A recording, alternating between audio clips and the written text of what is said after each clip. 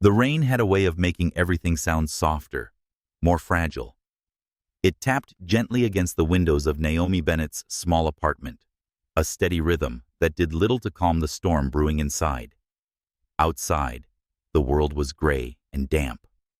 Inside, it was darker still. Naomi sat curled up on the worn velvet armchair near the window, legs folded beneath her, a book resting forgotten in her lap. She hadn't turned a page in half an hour. Her eyes had long since wandered from the printed words to the clock on the wall, ticking toward midnight. Her brother Tyrone had been gone all day. Again. She bit her lip, pushing away the unease curling low in her stomach. Then the door slammed open. Naomi jumped, the book falling to the floor.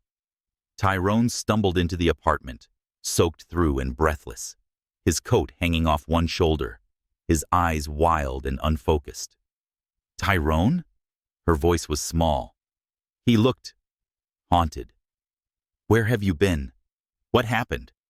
He didn't answer, not right away. Right. He stood in the doorway, water pooling at his feet, his hands trembling as he pulled off his jacket. Naomi rose to her feet slowly, her bare soles silent against the hardwood floor. "Tyrone," she repeated, firmer this time. His head snapped toward her, and for a flicker of a second, she saw it. The panic, the guilt, the fear. "I messed up," he muttered. Naomi took a step forward, her voice tightening. "What kind of mess?" Before he could reply, a knock echoed through the apartment. Not a polite tap, but a single, commanding rap, like the hand on the other side had never been told no in its life. Tyrone went still. Naomi felt a shiver crawl down her spine. He didn't move to open the door, but the door didn't wait for permission. It opened slowly, deliberately, revealing a man whose presence seemed to quiet even the storm outside. He stepped in like he owned the air around him. Tall, broad-shouldered, a long black coat clinging to his frame. His sharp features looked sculpted from stone, and his icy blue-gray eyes scanned the room with effortless calculation before settling on her. Naomi's breath caught in her throat. Something was terrifying about how calm he looked, like power wrapped in silence. Tyrone stepped forward hurriedly, his voice cracking. "Mr. Crane, I didn't expect you so soon." The man, Elliot Crane, raised one brow, the expression almost bored. "You said midnight. I just need a few more days. I can—" "There are no more days," Elliot said smoothly, his voice low and absolute. He wasn't loud. He didn't need to be. Naomi felt her throat tighten. "Tyrone?" she whispered. But Tyrone wouldn't look at her. Elliot finally turned to face her fully. "So this is the sister you offered?" Naomi blinked.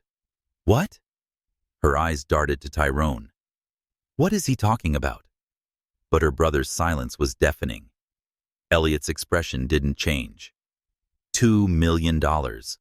That's the debt he racked up with me. And he offered you, in place of payment. Naomi's chest rose and fell with quickening breath. "You're lying." "I wish I were," Elliot murmured. "But your brother signed papers. Quite thorough ones, I might add." "You are—" He paused, eyes flicking over her with unsettling stillness. "His collateral." "No," she whispered. "Yes," Elliot replied, as if stating the time of day. She turned to Tyrone. "You swore. You promised you'd never involve me." "I had no choice," he rasped. "There's always a choice," she screamed. But her voice fell into the space between them like glass shattering on cold tile. "Useless." Elliot took a single step toward her. Naomi instinctively stepped back. "You can come with me," he said calmly, "or your brother pays another way." Her heart twisted. What do you mean? Elliot's eyes hardened. If you stay, he disappears. Permanently. Tyrone's face crumbled with shame.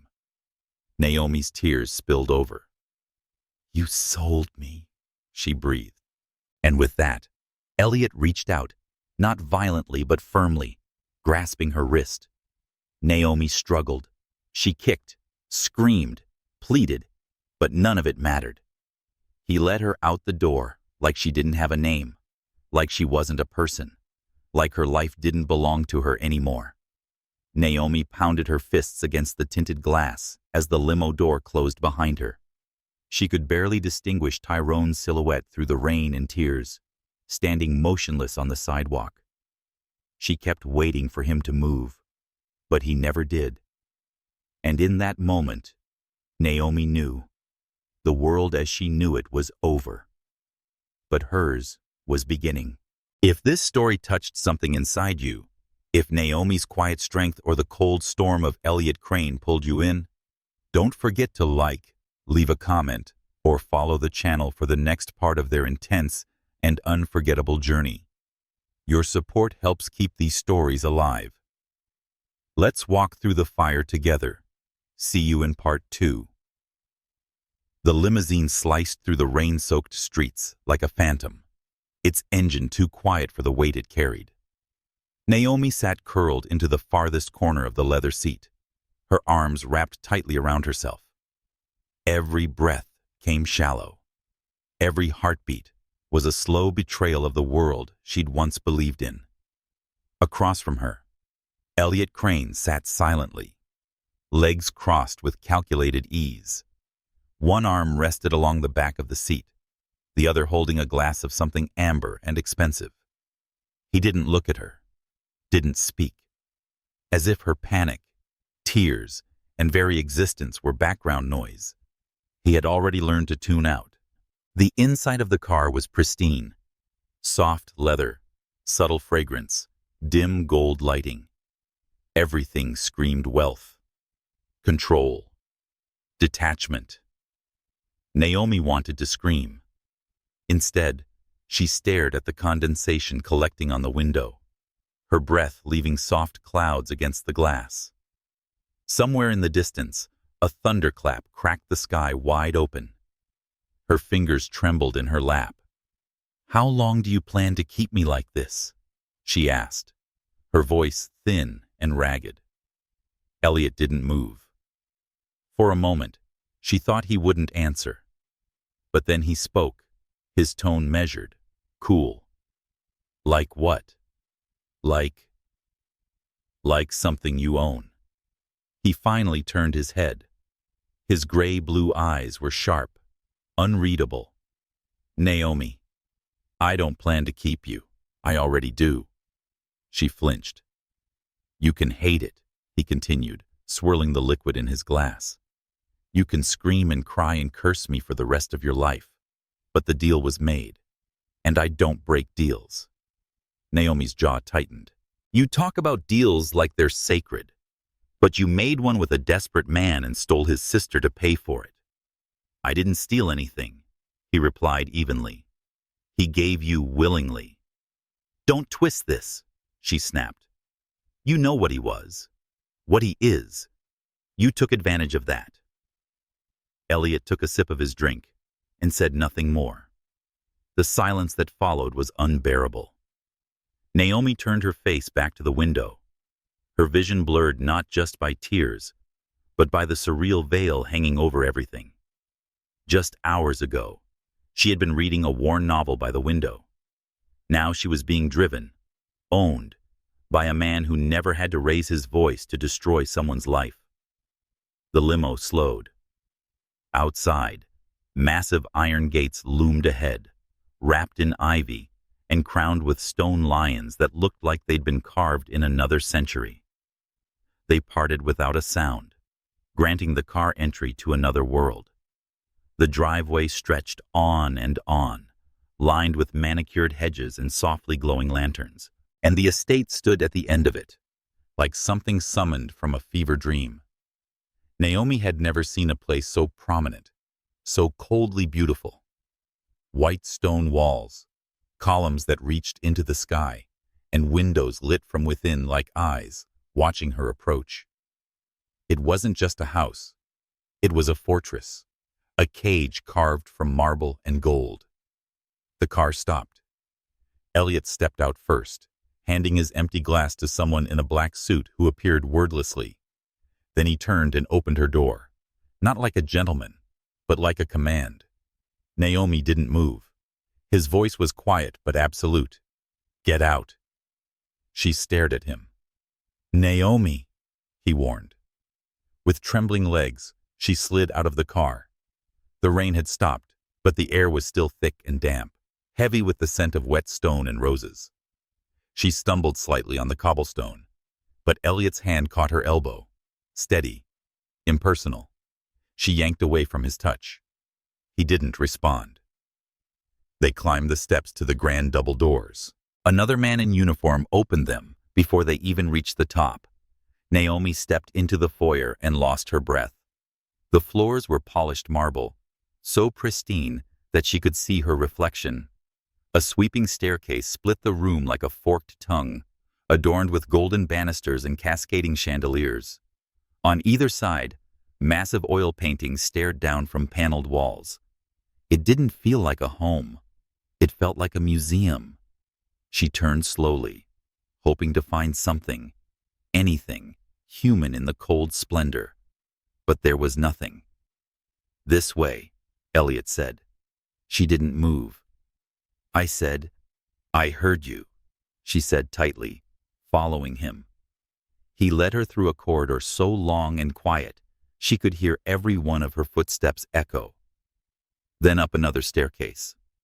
Then, through a hallway of closed doors and velvet drapes, until he stopped at the very end. He opened a door and gestured inside.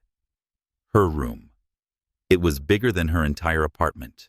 A massive bed dominated the space, draped in ivory linens. Tall windows looked out into the dark gardens beyond.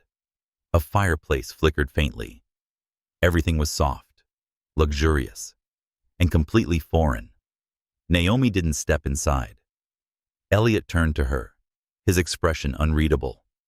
"This is where you'll stay. You can access the rest of the house, but you'll follow my rules. You'll eat at the times I choose. You'll speak only when spoken to. You'll learn quickly, Naomi, or you'll suffer slowly." She met his gaze, refusing to back down. "And what if I run?" His lips curved, not in amusement, but something colder. "Then I'll break your legs." Her stomach flipped. He didn't flinch. "Not because I want to hurt you, but because I own what's mine. And you, Naomi Bennett, are mine now." With that, he turned and left her standing in the doorway. The door clicked shut behind him, heavy and final. Naomi stood in the center of the room, her breath ragged. She wrapped her arms around herself, the heat of the fire doing nothing to thaw the chill inside her. She wasn't crying anymore, not because the pain had lessened, but something colder, deeper, was starting to bloom where fear had once lived. Resolve. She didn't know how yet, but Naomi Bennett would find a way out, even if she had to unravel Elliot Crane one thread at a time. The silence in the room was nothing like the quiet Naomi knew.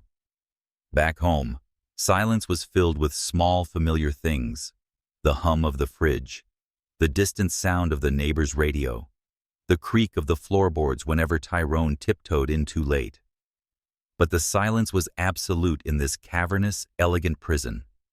Untouched, empty. Naomi sat on the edge of the bed, her back rigid, hands clenched tightly in her lap. She hadn't touched anything. Not the silk robe folded at the foot of the bed. Not the fresh orchids on the nightstand.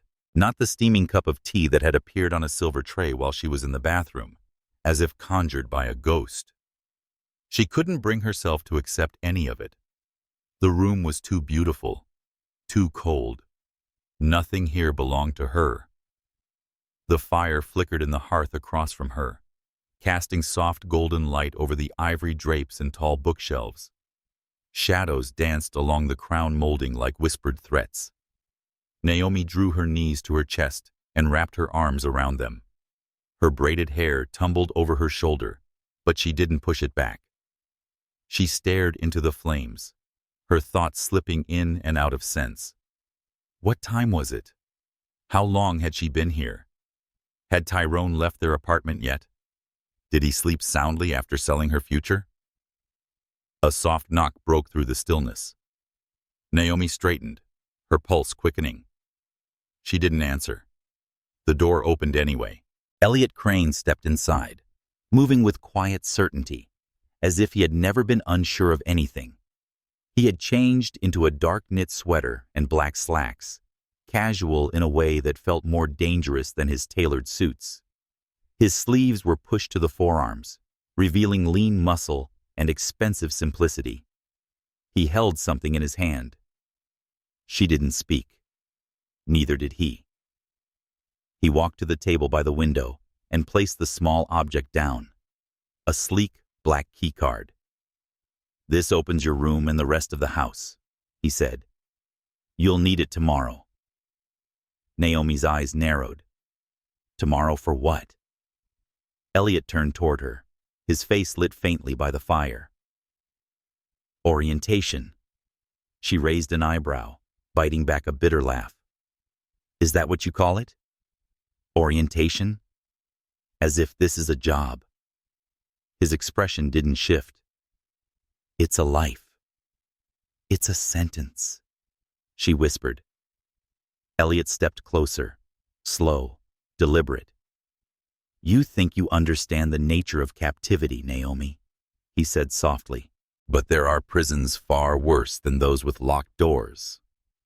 She looked up at him, anger simmering behind her composure. "Is that what this is? A lesson in philosophy? Or just another way to remind me that you hold all the keys?" Something flickered in his eyes. Not softness, not remorse, just stillness. "You have every right to hate me," he said at last. She blinked, caught off guard by the calm sincerity in his voice. "But your hate won't change your reality, and neither will mine." He turned to leave. "Wait," Naomi said, surprising even herself. Elliot paused near the door. She stood slowly, barefoot, against the cool floor, arms wrapped around her waist. Her voice trembled, but not from fear, from the unbearable weight of the question she couldn't silence. "Why me?" she asked. Elliot didn't turn around. "Because he offered you." "That's not an answer." "No," he admitted quietly. "It isn't." He left, the door clicking shut behind him. Naomi stood alone in the grand room, the firelight washing over her skin, the echo of his words lingering like smoke. "Because he offered you." No, it was more than that. She saw it now, in the way Elliot looked at her. Not with lust, not with cruelty, but with something more dangerous. Intent. Sleep didn't come.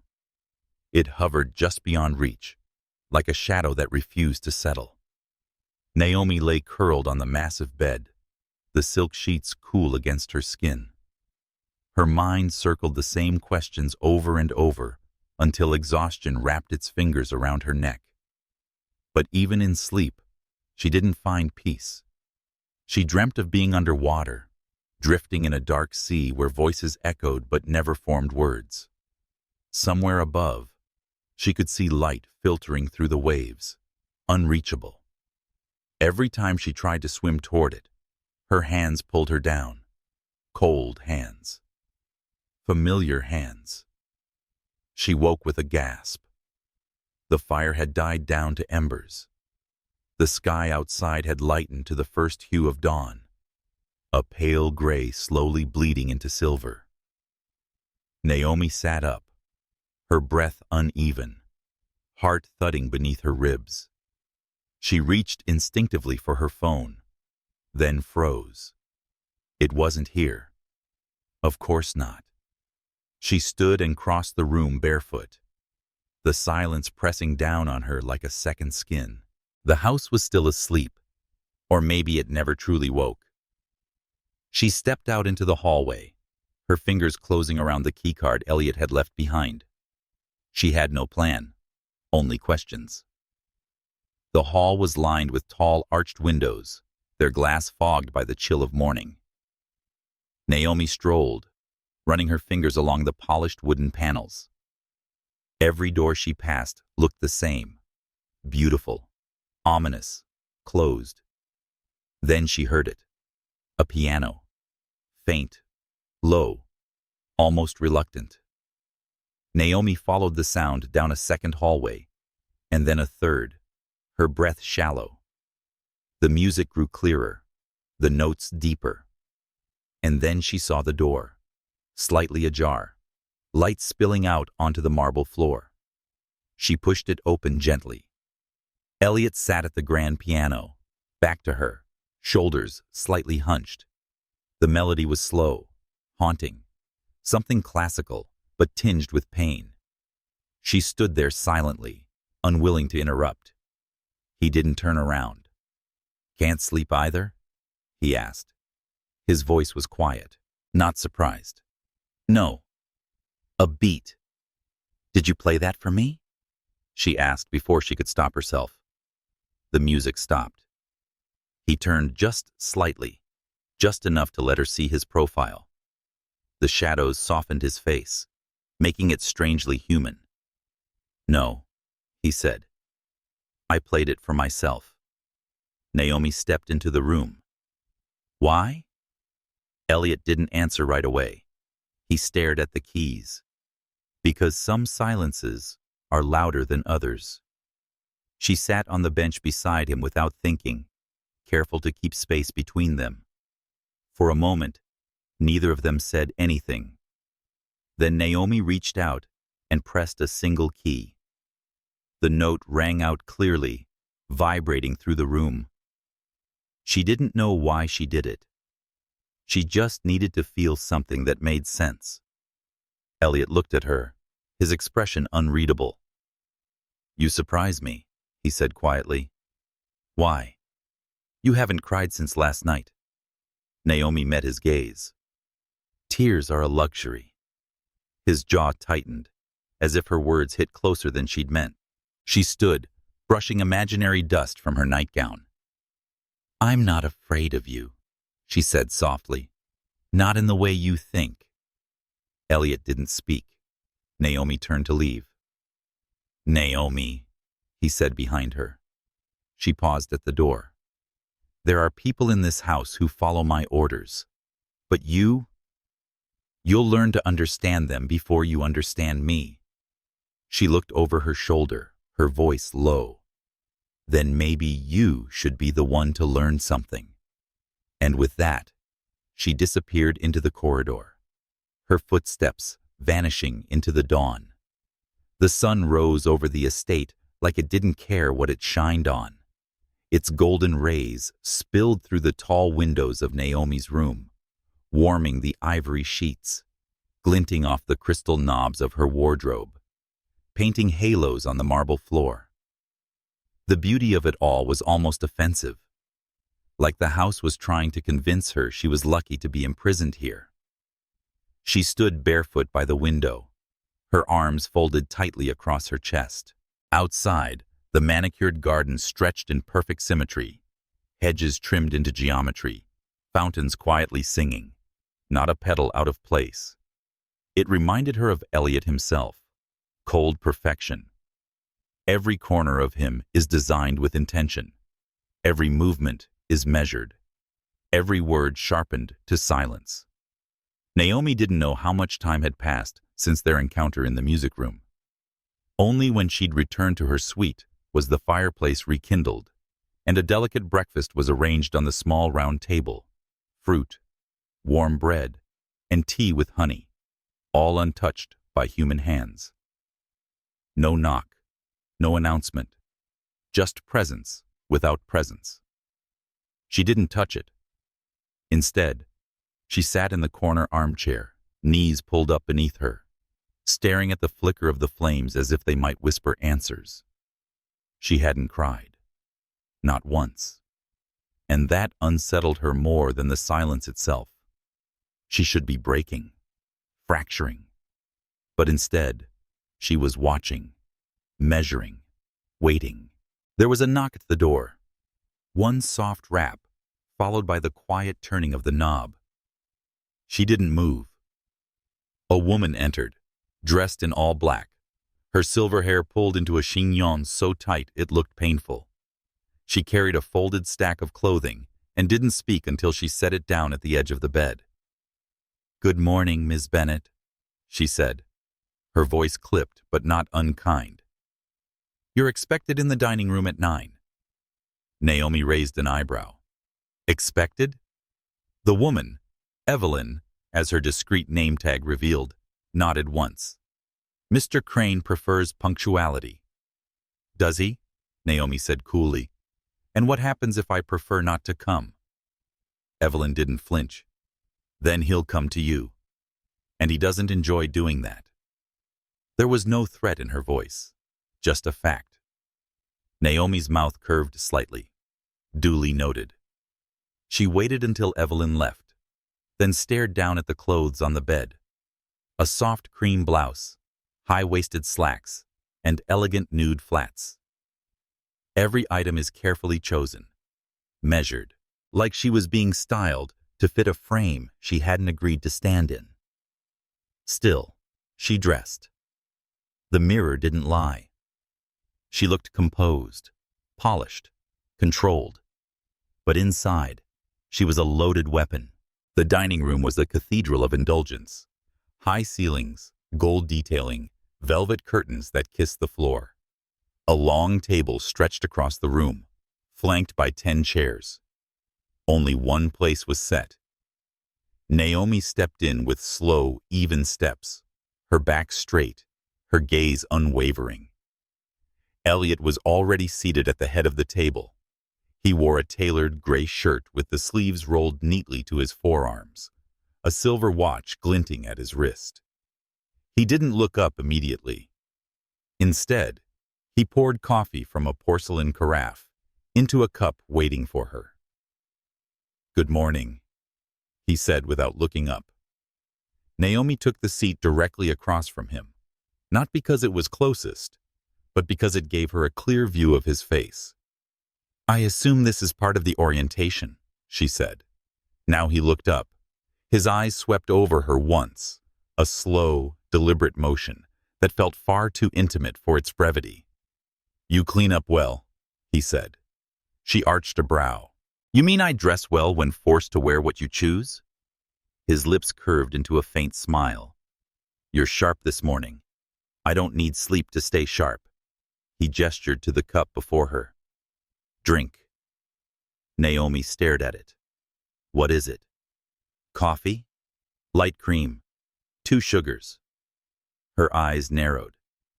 "You had someone look into my kitchen habits?" Elliot's gaze didn't waver. "No. I watched." She blinked. 3 mornings ago. You poured it with your left hand and stirred it with your right. You tasted it, frowned, then added another half spoon. The room seemed still. You were watching me before you ever came to the apartment. I was evaluating the asset. Naomi exhaled slowly. "And what did you conclude?" "That you pay attention to details. That you move like someone who's learned how to be invisible. And you don't like being told what to do, even when you're afraid." She didn't answer. "I was right, wasn't I?" he asked.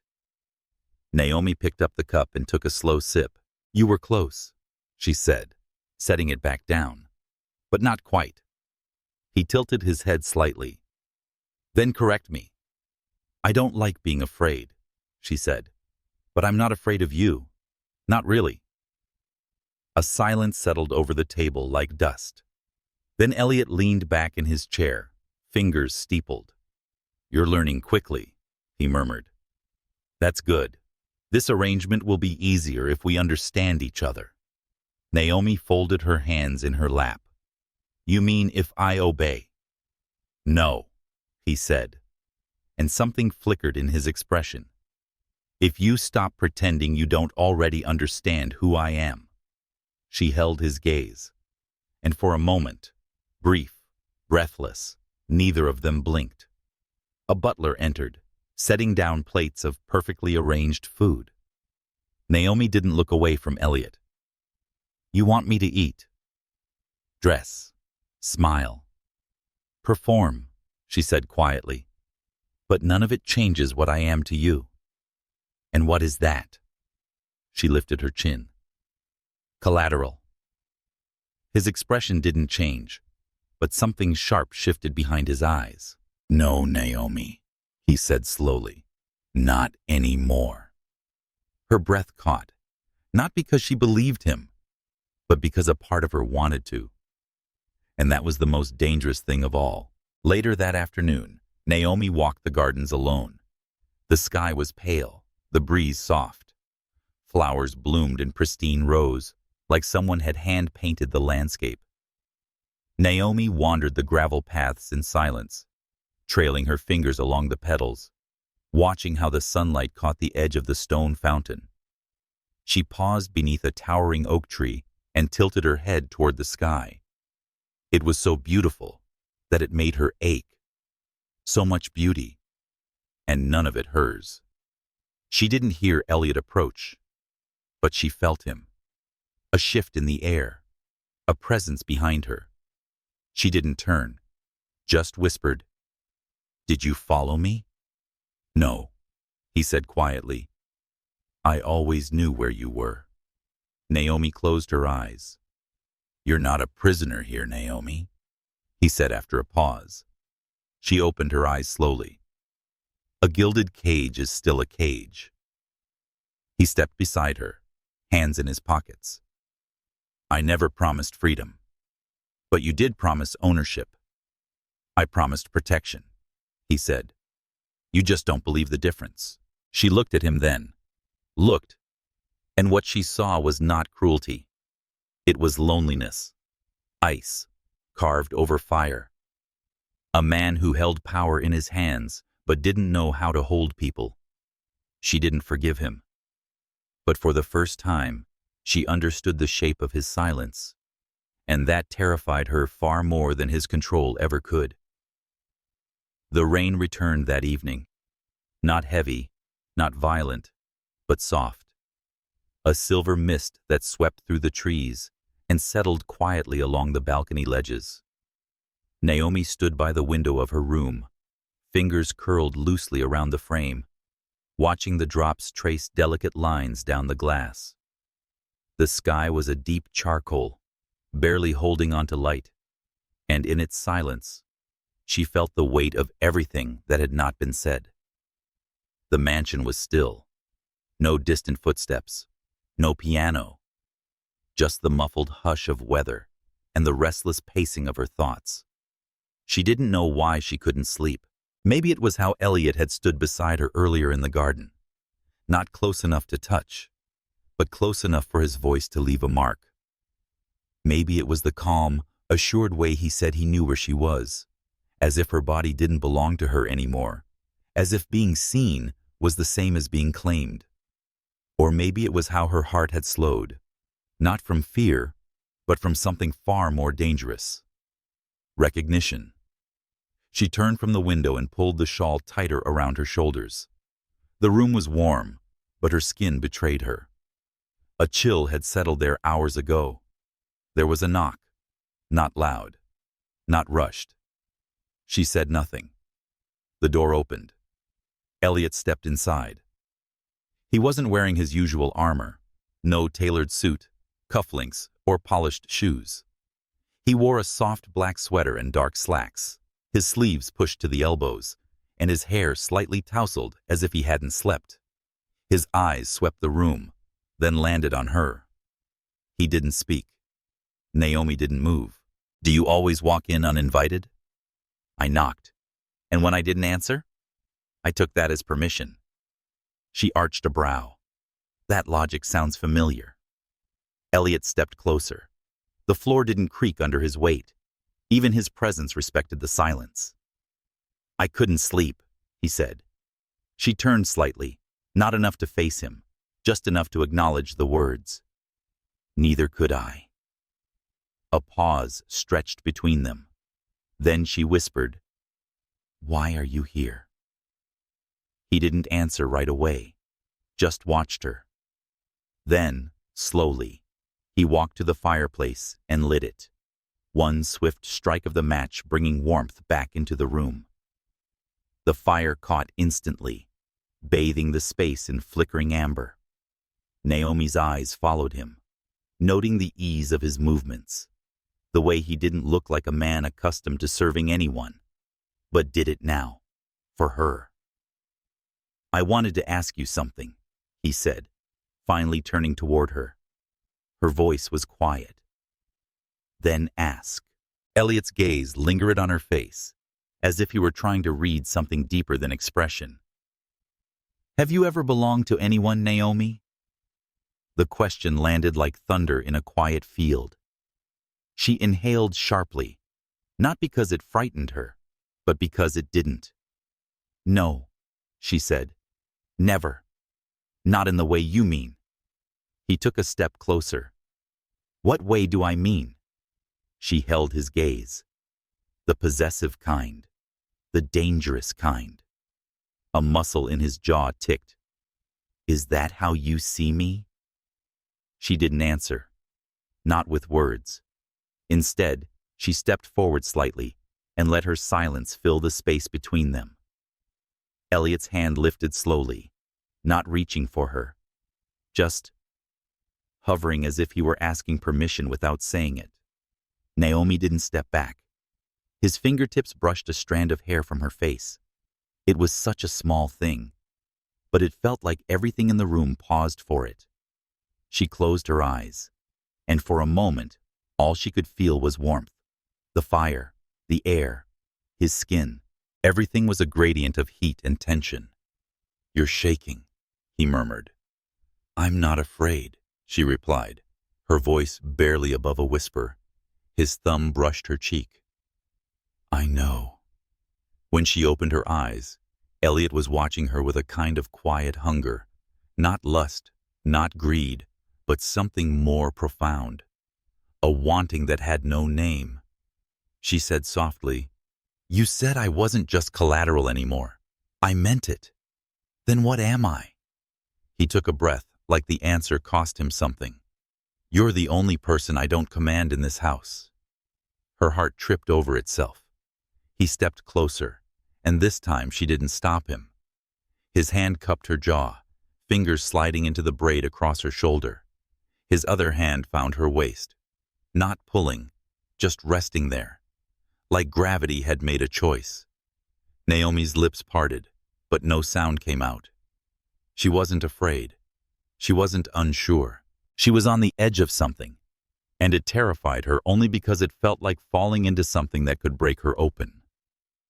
"Have you ever been kissed?" he asked, his voice low and rough. Her throat tightened. "No," she whispered. Elliot's eyes darkened. His hand at her waist tightened just slightly. "Then let this be the first one that's yours." And he leaned in. His lips were warm, soft at first, reverent, like he was kissing a truth he didn't deserve. Naomi didn't move, didn't breathe, just let herself feel.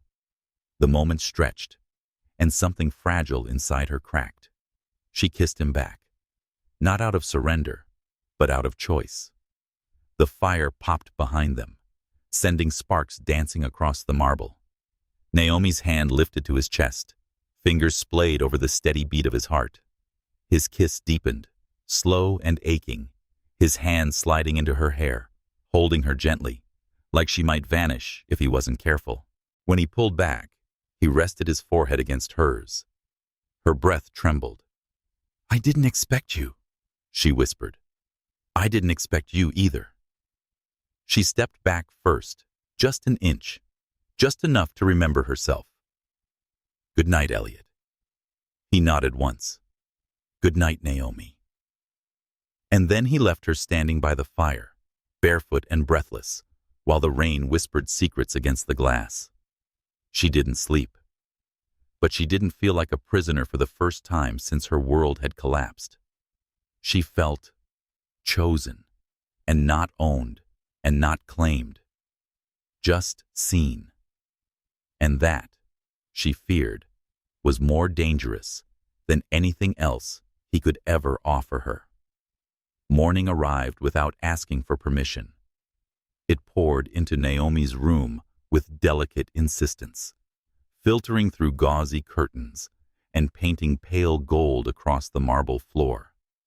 Outside, the rain had passed, leaving behind a world glazed in silver dew. Naomi stood in front of the mirror, still in her nightgown, a quiet fog behind her eyes. Her lips felt unfamiliar, warmer, fuller, like they were still learning the shape of Elliot's kiss. She hadn't slept much, not from fear, from knowing. She couldn't quite name what had shifted the night before, only that something had, and it was irreversible. Downstairs, the house had begun to stir. Evelyn met Naomi, silent and composed outside her room, and handed her an outfit without explanation. A soft knit dress in slate gray, a pair of black flats, and a light scarf, the color of smoke. Naomi didn't ask where she was going. She merely dressed, brushed her hair until it glowed, and followed the corridor with her hands at her sides. The walk was long, through a hall she hadn't seen before, then down a spiral staircase lit by a single chandelier that reflected shards of light across the walls. At the base of the stairs, a corridor opened like the spine of a book. Its walls were lined with paintings Naomi didn't recognize.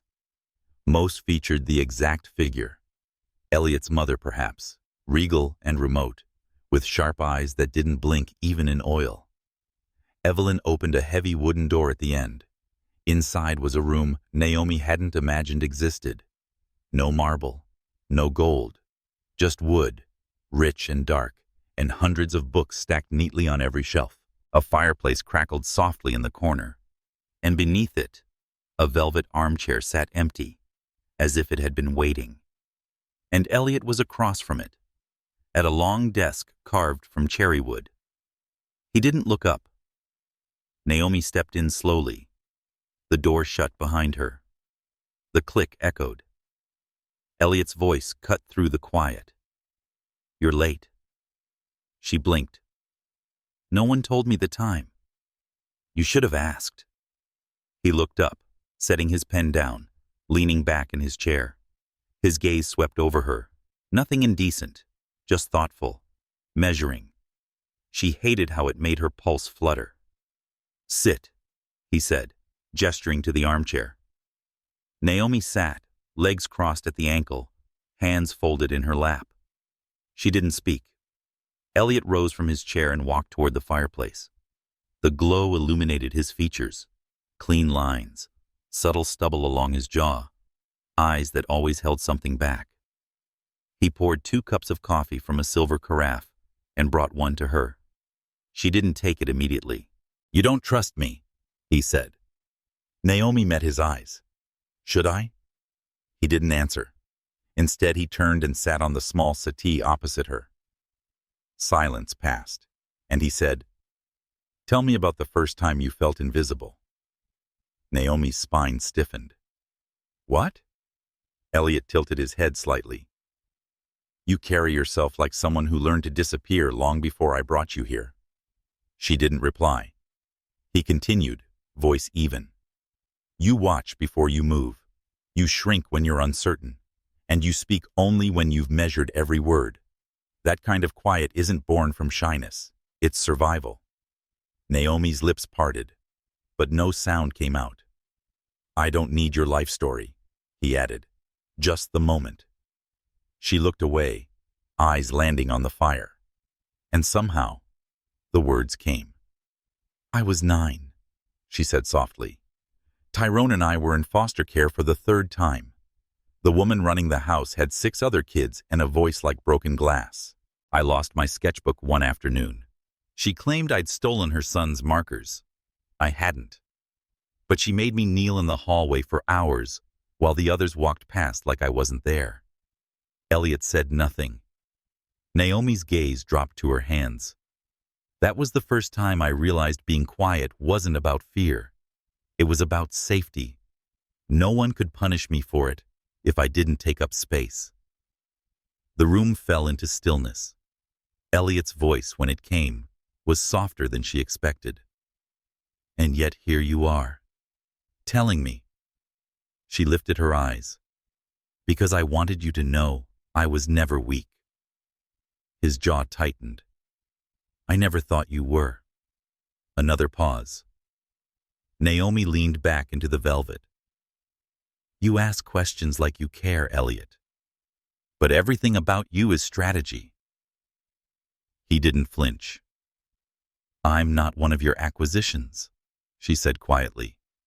And if you keep treating me like one, I'll find a way to burn this house down, even if it means burning myself with it. Something in his gaze shifted, like a fault line beneath polished stone. I believe you, he murmured, and it sounded nothing like mockery. He stood again, walking back toward his desk. Naomi watched him closely. Do you want me to hate you? She asked. He paused. I want you to see me. That's not the same. No, he said without turning. But it's honest. Naomi rose slowly, walking toward the nearest bookcase. Her fingers trailed over leather bindings, embossed spines. She didn't speak. Elliot watched her in silence. Then she said, without looking back, You're not the only one who knows how to study people. He didn't reply.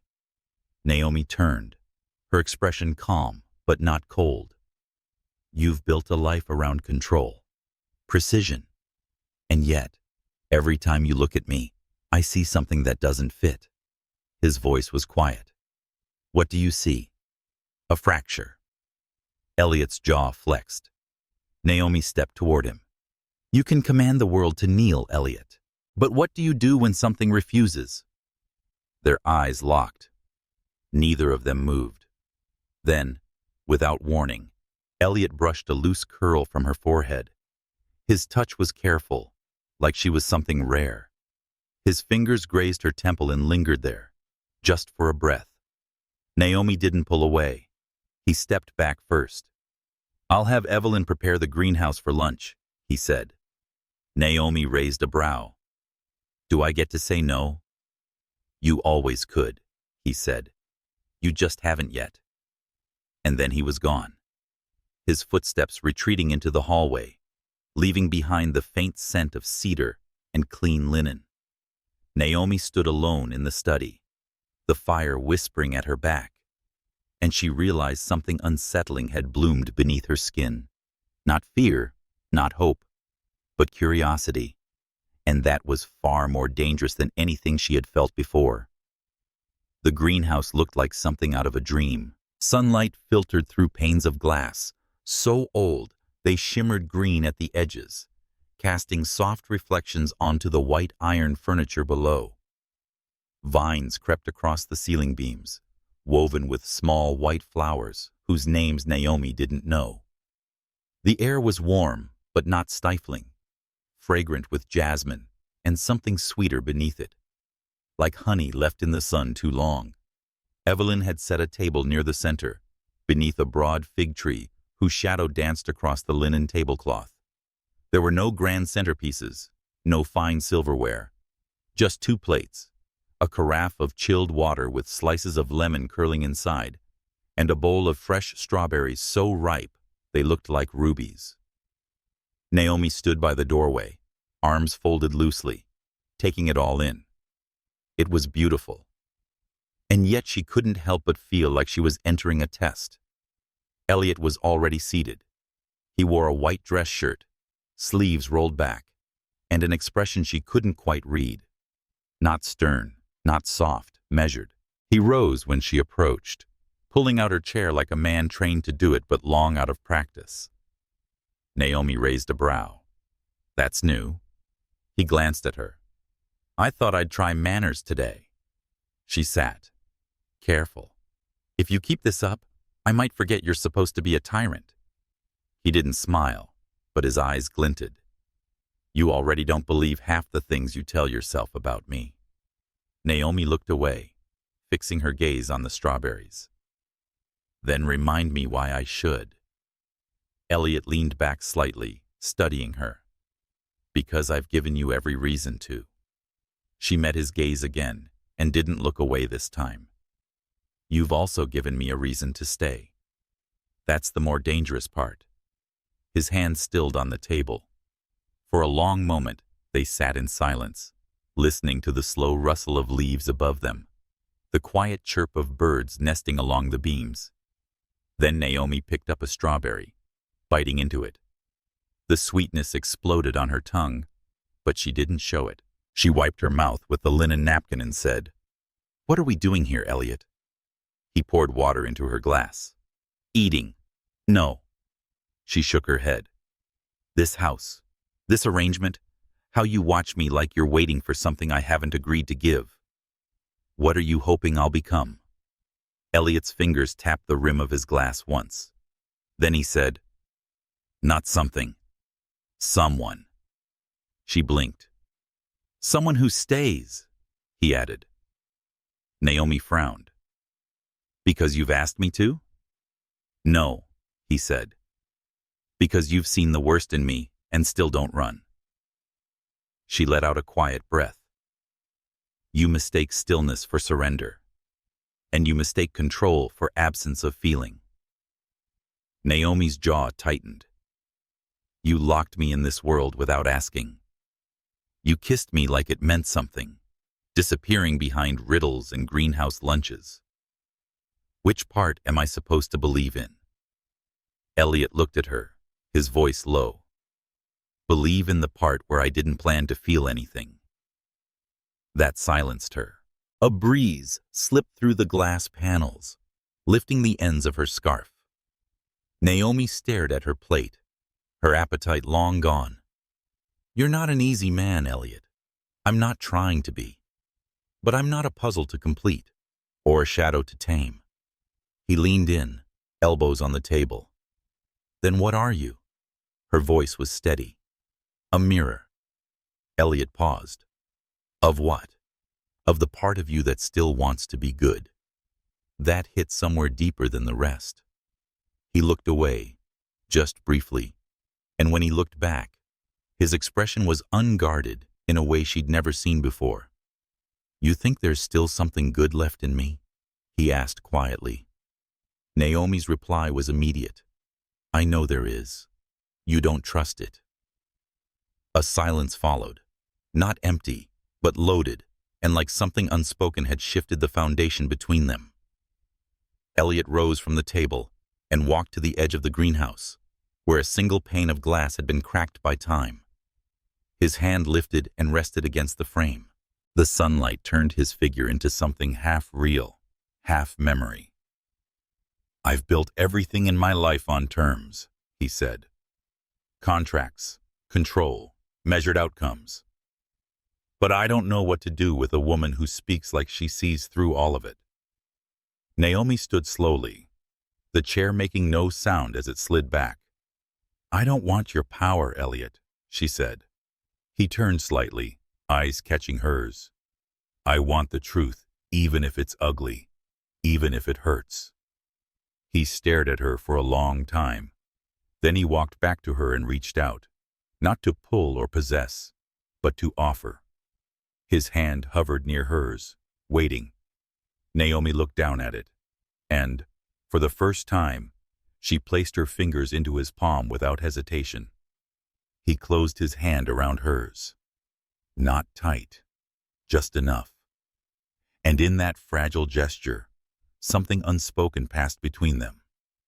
Not forgiveness, not surrender, and understanding. They stood in the greenhouse, surrounded by things that bloomed only in warmth and patience, and Naomi realized. She didn't feel owned. She felt chosen. And for the first time, Elliot looked like a man who understood how to ask instead of take. Later that evening, the mansion fell into one of its quiet spells, where every ticking clock sounded louder than it should, and the chandeliers swayed slightly, even though the air was still.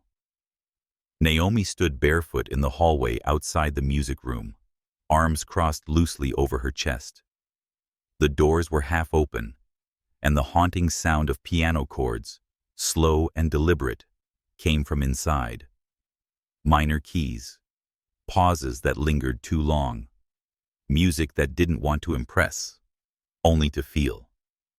She leaned against the frame, not stepping in. Elliot was at the piano, his back to her.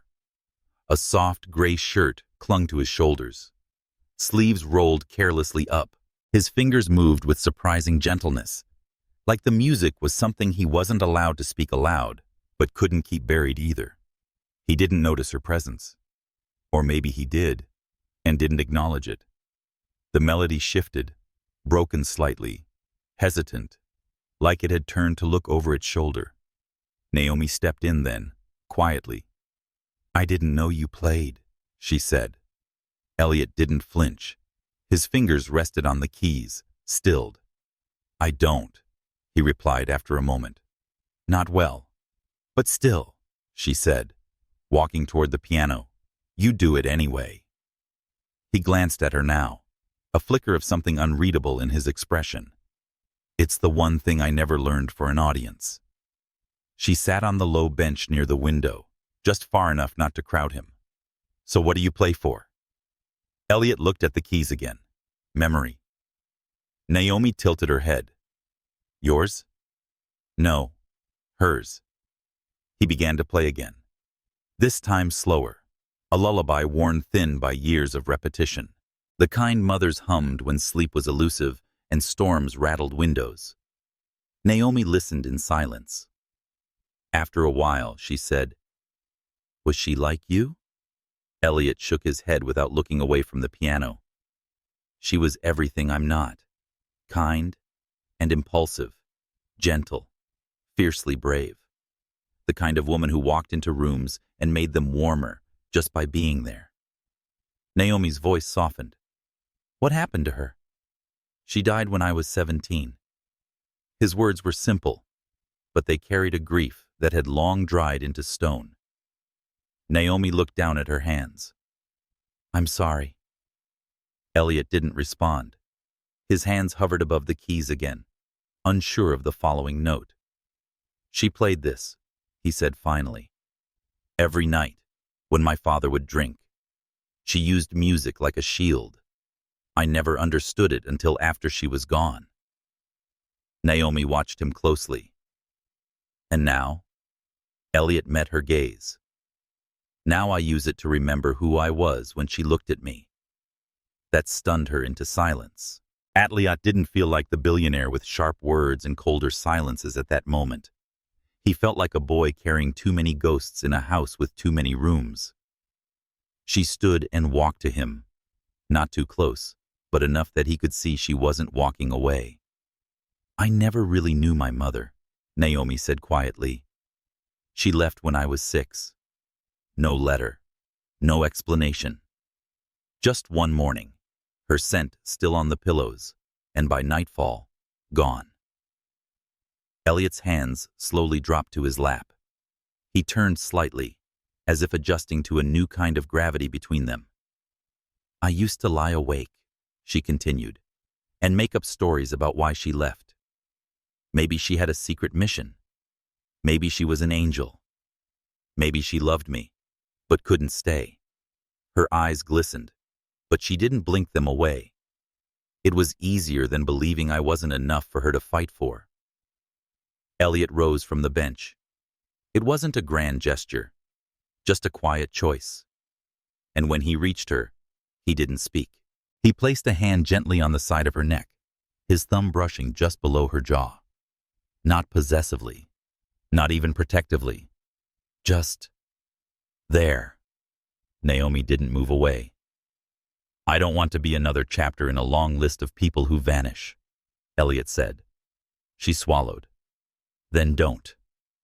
I'll try, he whispered. For a man used to commanding the world with contracts and power, it was the most vulnerable promise he could offer. Later, when they returned to their wings of the house, the quiet wasn't oppressive. It was thoughtful. Naomi lit a single candle by her bedside and curled up on the edge of the mattress, wrapped in a robe Evelyn had left for her. She didn't sleep right away. Instead, she reached for the sketchbook she hadn't touched in days and flipped to a blank page. Her fingers trembled at first, then steadied. She began with a piano, soft curves, worn wood, ivory keys. Then a figure, hunched slightly, hands suspended above the strings like they were afraid to ruin the silence. Then another figure, sitting across the room, listening. No guards, no tension, just two people tethered to the same invisible ache. She didn't title the drawing, but she didn't need to. Naomi closed the book, blew out the candle, and slid beneath the sheets. Her eyes closed easily this time, and in the darkness behind them, she still heard the music. It began with a note. A small envelope was tucked beneath Naomi's breakfast plate the next morning, cream-colored and sealed with a wax crest she hadn't seen before. An intricate W pressed deep into burgundy wax. The handwriting was unmistakably Elliot's. Sharp, refined, purposeful. She opened it carefully. Formal dinner. 7:30. Ballroom. Attire will be sent. I need you beside me. No signature, no explanation. Just those few lines that felt more like instructions than an invitation. Still, her fingers lingered over the words. I need you beside me. He hadn't said what. He hadn't said to ask. He'd said he needed. That changed something. By afternoon, the mansion's rhythm shifted. The staff moved more urgently. The scent of citrus polish and fresh orchids filled the halls, and Naomi's room transformed. New dresses lay out, elegant shoes lined in boxes, and Evelyn waited, calm and precise, like she'd prepared this moment weeks in advance. The dress was stunning, midnight blue silk that clung to Naomi's frame like memory, with delicate straps that crossed at the back and left her shoulders bare. Evelyn tied her hair into a low chignon, leaving soft tendrils loose at her temples. Her makeup was subtle, glowing skin, a hint of shimmer on the lids, and a deep mauve on the lips. Naomi studied her reflection in silence. She didn't look like a woman brought here under contract. She looked like she belonged, and that unsettled her more than anything. The ballroom was already half filled when she arrived. Men in tailored suits, and women dressed in sleek gowns and pearls. Conversations floated like perfume. Quiet laughter, clinking glasses, soft jazz weaving through the air from a quartet in the corner. Naomi stood at the entrance for a breath too long. Then she saw him. Elliot. In a black tuxedo that fit like it had been sewn onto him. Cufflinks catching the chandelier's light, and a presence that turned heads without trying. But he wasn't looking at anyone. He was looking at her. Their eyes met, and in that one glance, the entire room faded. He walked toward her, slow and deliberate, and when he reached her, he didn't greet her with words. He offered his arm, eyes glinting. Naomi took it without speaking. Breathe, he murmured, too low for anyone else to hear. I am, she replied, chin lifted. You should try it. He almost smiled. They worked the room together. Elliot introduced her without pause, without explanation, like she had always been part of his world. Naomi followed his lead, smiling when she needed to, asking sharp questions when she could, and listening and always listening. But there were moments, fleeting but real, when the masks slipped. For example, When the CEO of a rival firm made a thinly veiled jab at Elliot's recent acquisition, Naomi stepped in smoothly, offering a comment so laced with irony that the man faltered. Elliot hadn't stopped looking at her since. Or when an older woman approached Naomi near the wine bar and said, with careful condescension, "And how long have you been playing the role, dear?" Naomi smiled, slowly and calmly. "Which role? The one where I pretend to be smaller than I am, or where I remind people not to confuse grace with submission?" The woman turned on her heel without replying, and when Naomi turned back, Elliot watched her with an expression she couldn't name. Pride, yes, but also something closer to reverence. Later that evening, as the dinner plates were cleared and the final toast was raised, Elliot leaned close to her ear. "Come with me." Naomi followed him without question this time. He led her through a side corridor, past tapestries and shuttered windows, into a smaller, dimly lit room that smelled faintly of old paper and sandalwood. "Is this where you store your secrets?" she asked. He shut the door behind them. "No. This is where I hide when the world is too loud." Naomi turned slowly. The air charged now in a different way. "Why did you bring me here?" Elliot walked toward her, slow and deliberate. "Because tonight, you didn't just stand beside me. You were me." She frowned. "That's not who I want to be." He stopped inches from her. "It's not about who you want to be, Naomi.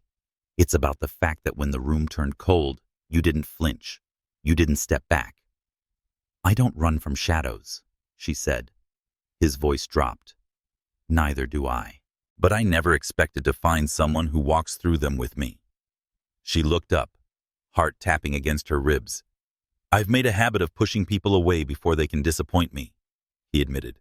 "But you ruined that rhythm." Naomi didn't move. "What are you trying to say? That I want to stop pretending this arrangement means nothing to me?" Silence. He reached up, his fingers brushing her jaw lightly. "You scare me," he whispered. Naomi let the truth fall like a thread between them. "You don't scare me, but what I feel around you does." Then something cracked between them, and this time, when he kissed her, it wasn't an accident or a calculated move. It was a collision of heat and restraint, of fear and hunger. A kiss that tasted like silk and fire, like everything both of them had tried to suppress. When they finally pulled apart, both breathing unsteadily, he rested his forehead against hers. "This doesn't make us safe," she murmured. "No," he said, "but maybe it makes us real." And for two people who had lived too long behind facades, that was far more terrifying and precious. The next morning unfolded in quiet fragments. Naomi woke before the sun rose, her body wrapped in the soft, unfamiliar linens of the guest wing, her mind still foggy from the intensity of the night before. She could still feel the echo of his mouth on hers, the tremble in her spine when his breath had brushed her skin, the stillness that followed when neither of them had known what to say, because everything had already been said without a single word. She sat up slowly, drawing the blanket tighter around her shoulders, unsure if the chill she felt was from the early autumn air or something more profound, something unsettled inside her. A new dress had been laid out in the corner of the room. Cream silk, minimal, elegant. No note this time. No demands. Just the quiet implication that today, like everything else, would come with expectations. Breakfast was served on the East Terrace, a long table under a canopy of ivy and iron scrollwork, where the sunlight streamed through in golden slants. Elliot was already there when she arrived, dressed in a slate gray suit, no tie, a cup of black coffee in hand. He didn't stand when she approached, but his eyes lifted to meet hers with a softness that surprised her. "Sleep well?" he asked. Naomi sat across from him, lifting the linen napkin onto her lap. "I've had more peaceful nights." He didn't press. They ate in silence for several minutes. Avocado toast, sliced pears, soft poached eggs with cracked pepper, until Naomi set down her fork and leaned back slightly. So what now? Elliot didn't look at her. He watched the sky instead, as if the clouds might carry the answer she was asking for. I have meetings in the city today, he said. A few critical investors to handle. I'll be out until late. That's not what I meant. His gaze cut back to her then, sharper. Then what did you mean? Naomi's tone stayed calm. We kissed, Elliot. Yes. Not because we had to. Not to convince anyone. No cameras. No performance. I know. So again, what now? Elliot set his cup down slowly, fingers deliberate. You think every moment of connection demands a verdict. She held his stare. I think clarity is a form of respect.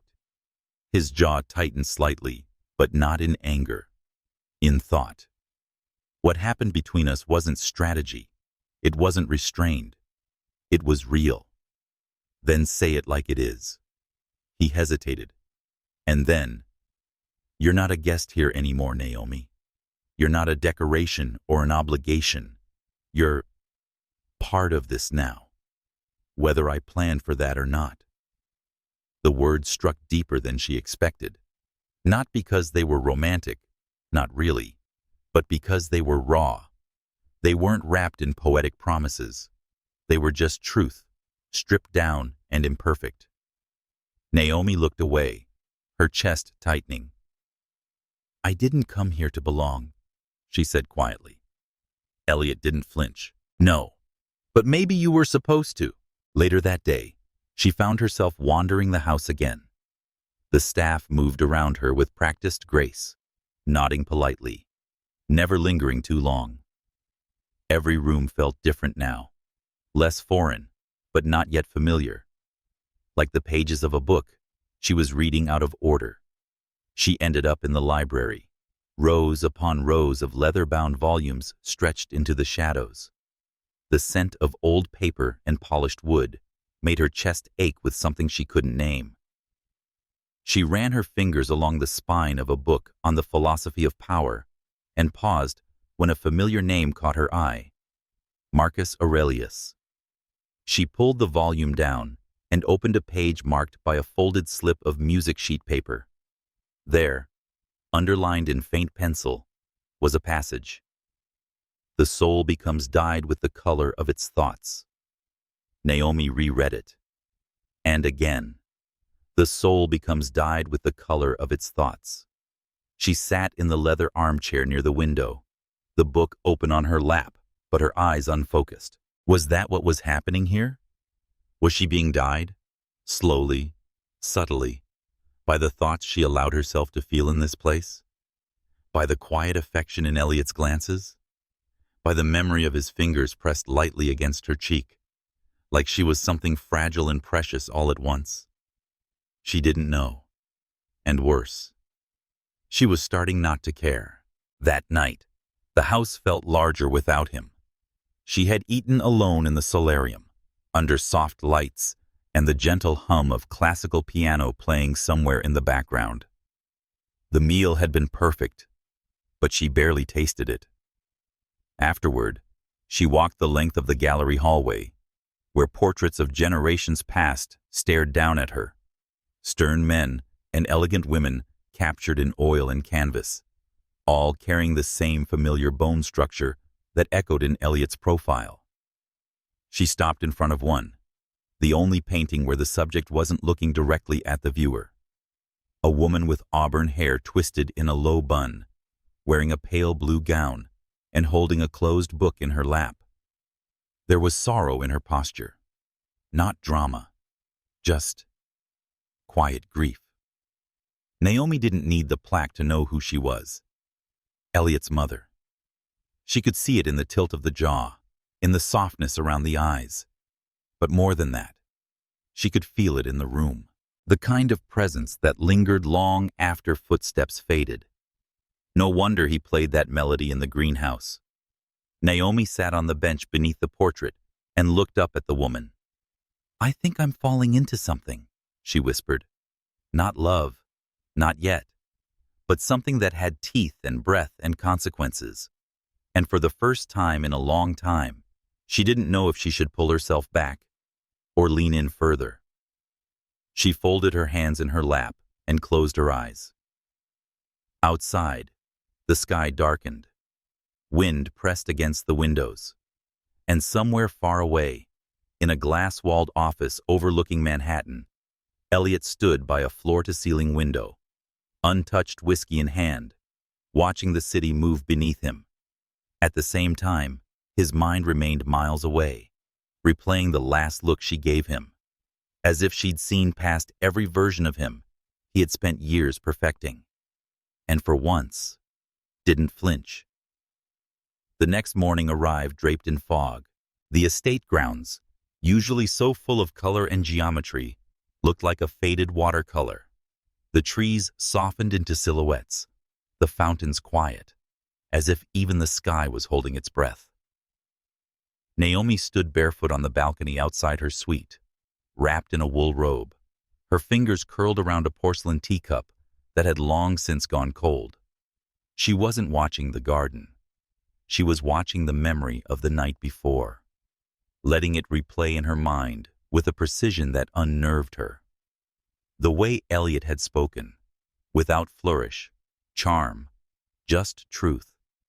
His gaze held steady when he said she was part of this now. Part of what, exactly? Part of his life? His world? His plan? Or part of something more dangerous that blurred the edges of arrangement and desire until neither could remember which came first? By late morning, Naomi found herself restless. She'd tried to sketch. She'd tried to read, though she knew nothing about horses. She'd even considered going to the stables, but each distraction fizzled into the same lingering weight in her chest. So she walked. No destination, just movement. Hallway to hallway, room to room, as if answers might hide in the silence between door frames. Eventually, her feet brought her to the greenhouse. It wasn't intentional, but it didn't feel like an accident. The door creaked softly as she pushed it open, the room's warmth curling around her like an embrace. The scent of lavender and damp earth was thick in the air. Ferns reached toward the ceiling. A single hummingbird flitted past the glass. And there, on the stone bench near the back, sat Evelyn. Her posture, as always, was composed. A tablet rested in her lap, one leg crossed over the other, a mug of something steaming at her side. Naomi hesitated. "You don't have to hover," Evelyn said without looking up. "Sit if you like." So she did. The silence between them wasn't cold, but it wasn't uncomfortable. It was something in between, laced with tension, the kind that comes when two people are no longer strangers, but not yet allies. After a while, Evelyn spoke. "You're changing him." Naomi blinked. "I'm not trying to. That's exactly why it's happening." She turned, studying Evelyn's profile.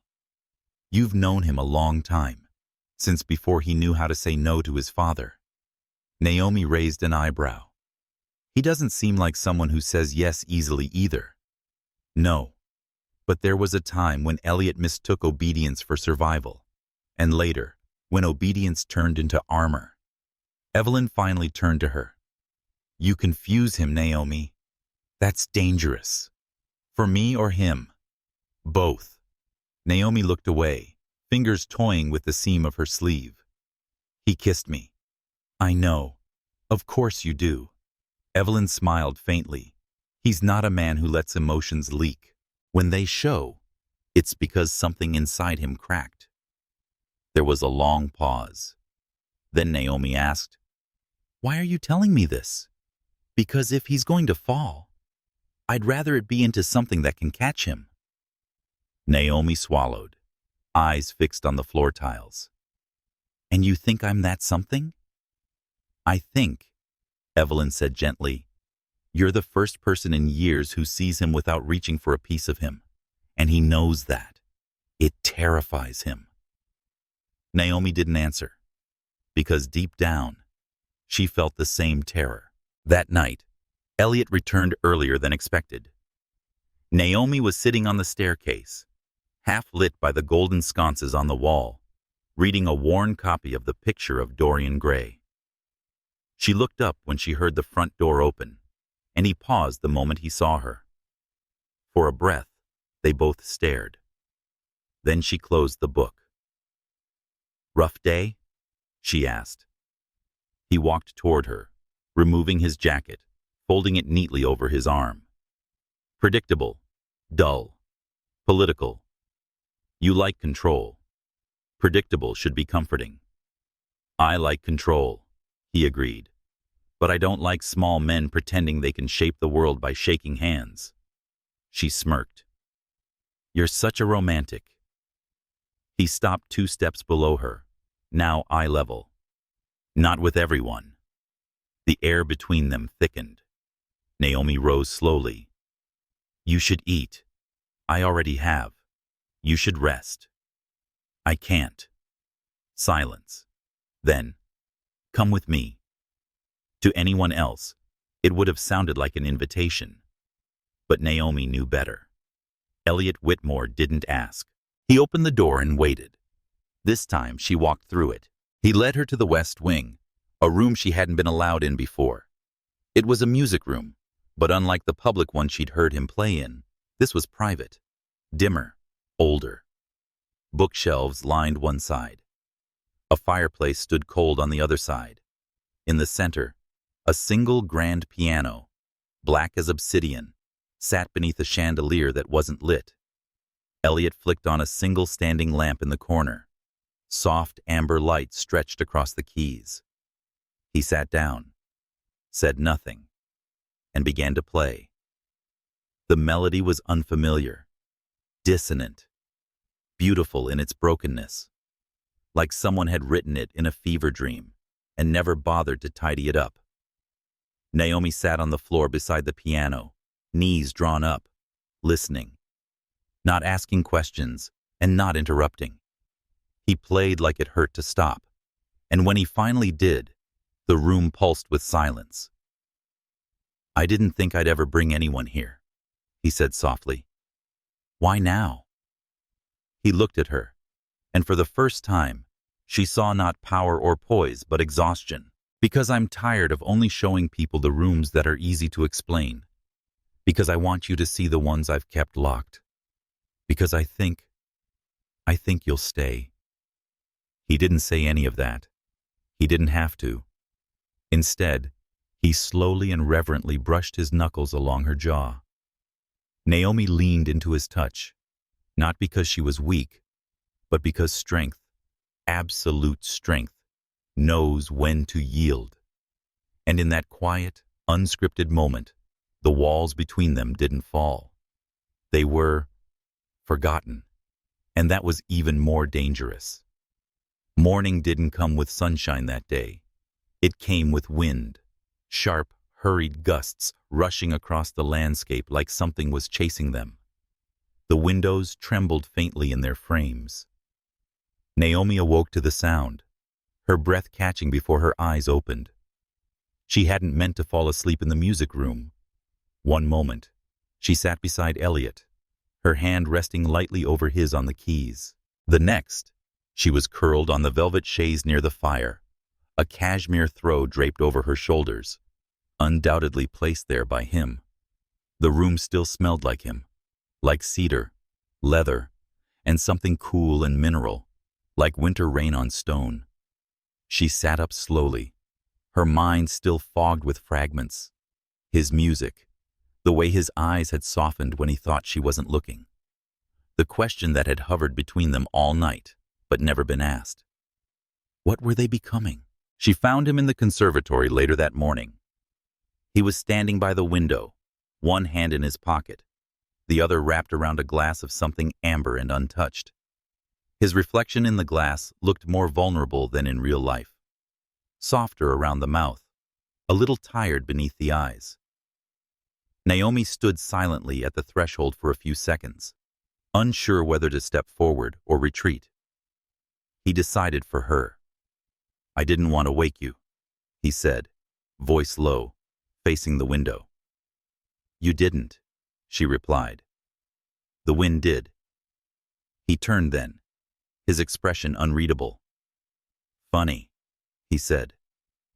"I've spent years making this house immune to the world outside. Noise-proofed windows, reinforced stone, the best security money can buy. And yet the wind still gets in." A faint smile ghosted his lips. "Yes." She stepped forward, her fingers brushing a pale orchid on the nearby table. "Do you always drink this early?" "I don't drink it," he said. "I hold it. Sometimes it helps to pretend." "Pretend what?" "That I'm not thinking about you." Her breath caught, just slightly. "I see." Elliot stepped closer, setting the glass down.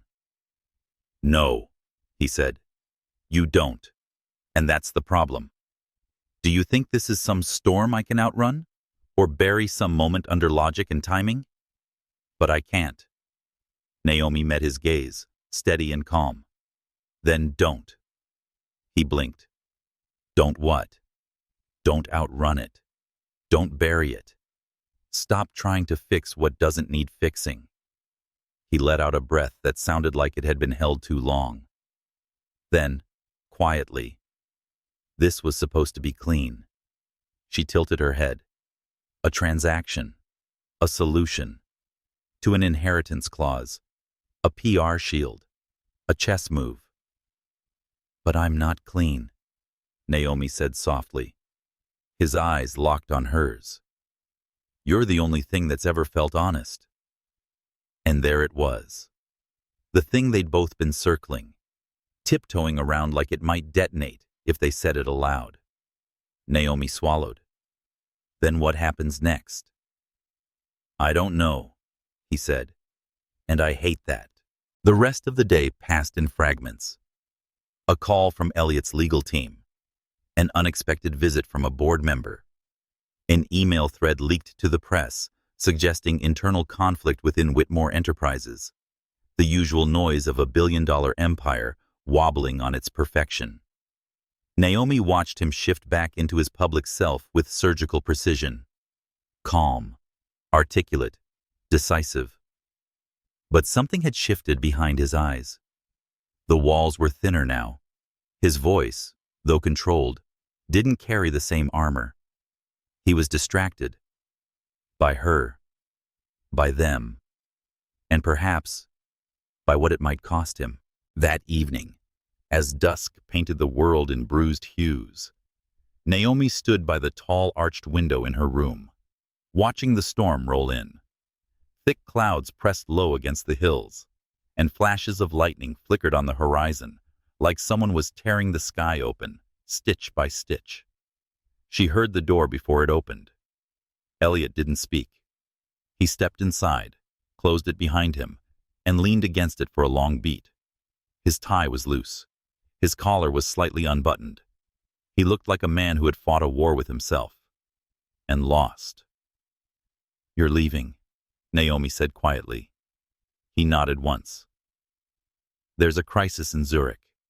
I fly out tonight." "For how long?" "A few days." She turned to face him fully. "Is this the part where you vanish without looking back?" "No," he said. "This is the part where I leave because I have to, and hope you're still here when I return." She didn't answer right away. Then, "I don't do waiting well. I know, and I'm not a placeholder. You never were." He crossed the room in 2 strides, stopping just inches from her. "I should have kept it clean," he whispered. "I should have drawn the line and never crossed it." She looked up at him, voice low but steady. "But you did. And I don't regret it," he said. "Not even a little." Naomi reached up then, brushing her fingers against the lapel of his coat. "Don't ask me to pause my life for you," she said. "If you want me to stay, don't make me guess." His jaw clenched. "I won't." He leaned down, and pressed his lips to her forehead. Not a kiss of possession, or lust, or apology, but something quieter, sadder, more intimate. A kiss that said, "If the world were different, I'd choose you every time." When he pulled back, she didn't open her eyes. And when the door closed behind him, the silence that followed was the loudest thing Naomi had heard in days. She turned back to the window. The storm had finally broken, and somewhere above the hills, the sky was crying without restraint. The storm did not pass quickly. It lingered for days, clinging to the hills like sorrow. The wind carried secrets, and the rain smeared across windows like memories too heavy to dry. The estate, usually humming with silent activity, fell into a hush.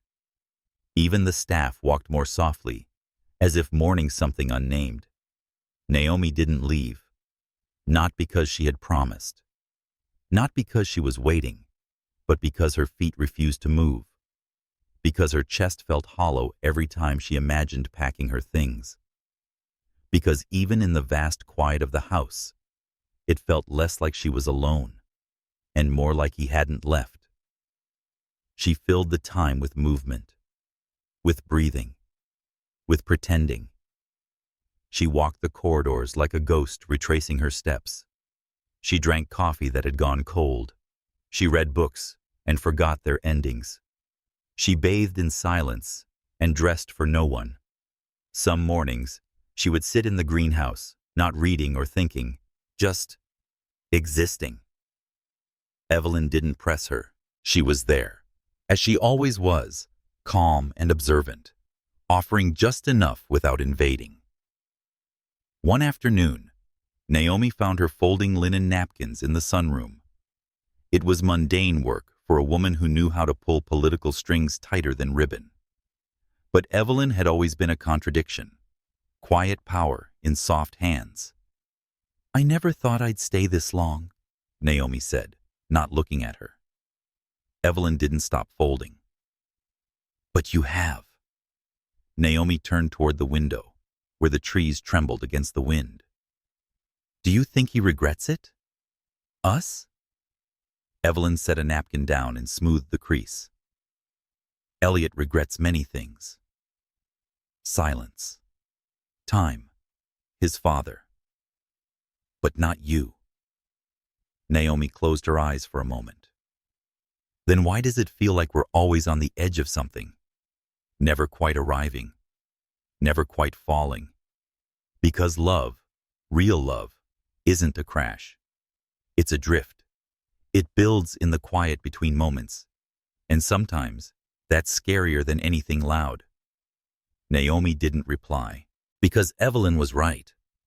What terrified her wasn't that she had fallen. She didn't know when it had started. Maybe it was the first night he'd stood in that hallway, vulnerable in his stillness. Or it was the music. Or she'd caught him staring at her hands once, like they held an answer he'd spent years looking for.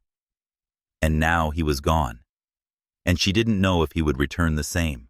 On the fourth evening, she found the envelope on her pillow.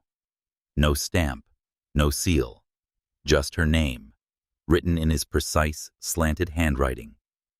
Inside, one page. Not even a full letter. Just a line of poetry. "In another life, I might have held your hand in the dark instead of lighting the match." No signature, no explanation. Just Elliot, doing what he always did, saying everything without ever saying what mattered most. Naomi pressed the paper to her chest and lay back on the bed, blinking at the ceiling until tears blurred the corners. She whispered into the silence, "I don't want another life. I want this one." The call came 2 days later. He was still in Zurich. The storm had delayed his flight. There had been complications at the board level. An acquisition gone sour. Tensions high. His voice on the phone was strained, but still Elliot. Measured. Low. Clear. "I need to ask you something," he said. "Anything. If I told you this might get worse before it gets better, would you still stay? Naomi leaned against the cold glass of her window, watching the rain smear down in ribbons. Worse. How? Exposure. Scrutiny. My father's estate is shifting beneath us. The media knows something happened. They're circling. I can take storms, she said softly, as long as you don't shut the door while I still stand there. There was a pause. Then his voice again, quieter this time. You never stood in a doorway, Naomi. You walked straight into the fire. She closed her eyes. I just need to know if you're in this. Naomi didn't hesitate. I was in this before I knew what it was. Silence stretched. Then, I'll be home by Friday. And just like that, he was gone again. But the words remained. Friday came with the sun. It poured over the landscape, as if trying to erase the memory of the storm. The house shifted with light, dust motes dancing in corridors, warmth blooming across marble floors. The garden seemed to inhale again. Naomi dressed slowly, not in anything bold, not in red, not in silk, but in a soft, navy-wrapped dress that made her feel like herself, like the woman she was before the arrangement, and somehow more than that now. She waited in the library. She didn't know why. Maybe because it was the first room in the house where she'd felt something stir, something old and unspoken. When she heard the car approach, she didn't run. She stood, spine straight, heart calm in its storm. The door opened a minute later. Elliot stood there, travel-worn, with her coat still on, eyes landing on her as if nothing else existed. You came back, she said. I never left, he replied. Naomi stepped forward. Not quickly. Not like a woman rushing into romance, but like someone walking toward the truth. And when they met in the center of the room, his hands found her waist like they'd always belonged there. Her fingers reached up to undo the knot in his tie, not because it needed loosening, but because it had always been the first barrier. He cupped her face. She didn't close her eyes. She wanted to see this. Every shift, every breath, every heartbeat between them that said, this isn't a game anymore. It never was. The hours after Elliot's return passed not with urgency, but with a strange, suspended quiet, as if the world, for once, allowed them just to be. No deadlines, no headlines, no performances. Just breathe, just nearness. He didn't launch into strategy or stories about Zurich. He didn't ask where she'd been or what she'd thought while he was gone. And Naomi didn't press. Questions would come later. Right now, something wordless passed between them. Something neither time nor distance could mute. In the soft stillness of the afternoon, they walked the garden together. The same garden Naomi had wandered alone during the storm, now blooming again, blades of green poking defiantly through the damp soil. Everything seemed reborn in some unspoken way.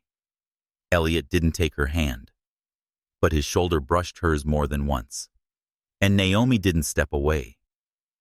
They paused beneath the willow by the pond, its long tendrils swaying gently like lace curtains in the wind. Elliot reached into his coat pocket and pulled out something wrapped in cloth. Naomi raised an eyebrow. He offered it to her quietly. She took it, unwrapping slowly.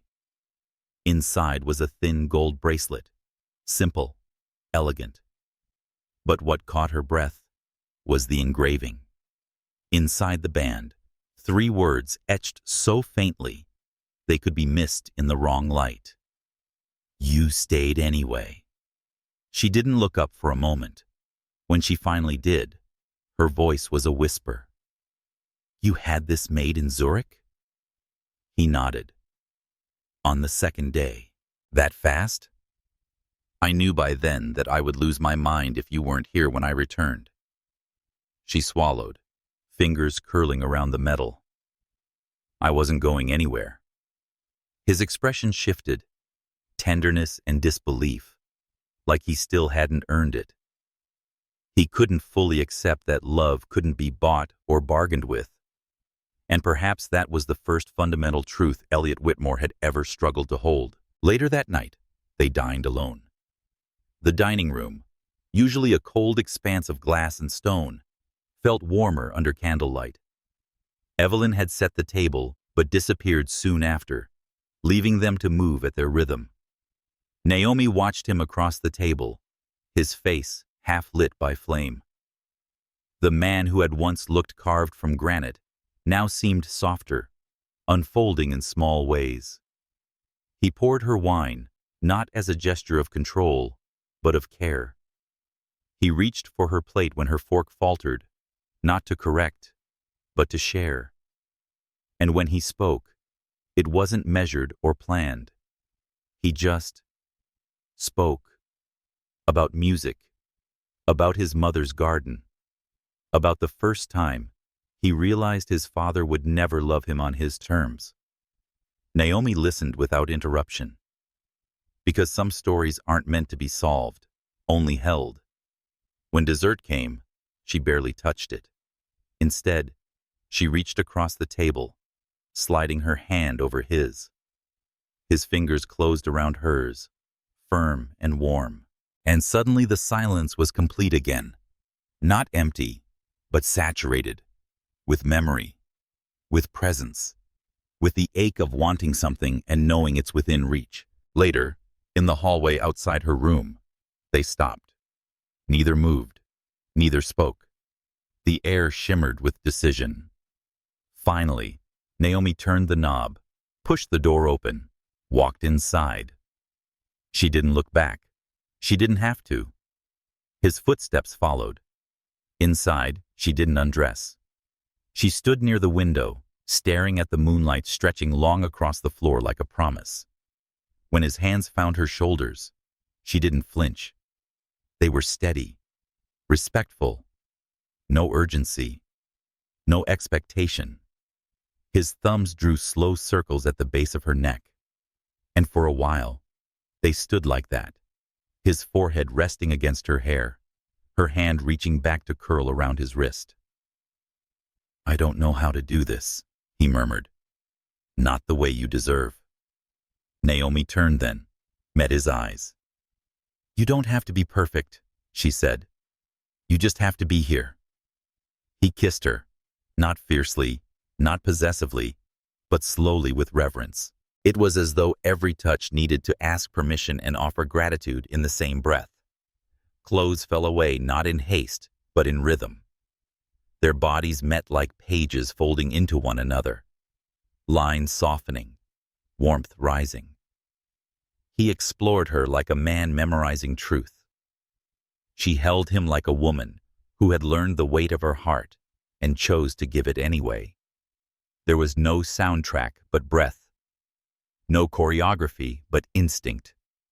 In the hush of candlelight and sheets, the world outside dissolved. There were no boardrooms, rumors, or old wounds. Only skin. Only mouths tracing truths they couldn't say aloud. Only the quiet shattering of walls that had taken years to build. And when sleep finally claimed them, tangled together beneath the silk sheets, it wasn't just rest. It was a surrender. Naomi woke first. Dawn had not yet arrived, but the sky had begun to shift, soft hues of indigo and pearl bleeding toward the horizon.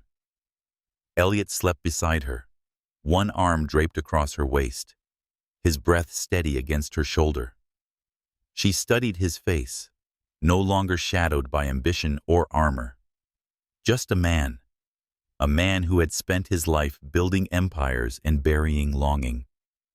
And somehow, inexplicably, he had ended up here, with her.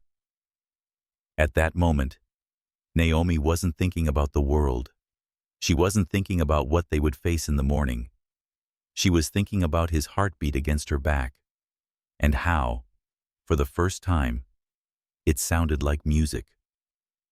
The sun rose quietly, casting long golden streaks across the wooden floorboards, like whispers of things still unsaid. Naomi lay still, listening to the weightless hush that filled the room. Not the silence of absence, but the calm that comes after a storm. The kind that lets you breathe deeper, softer. Elliot hadn't moved. His breath remained even against her back. His arm curled protectively around her waist.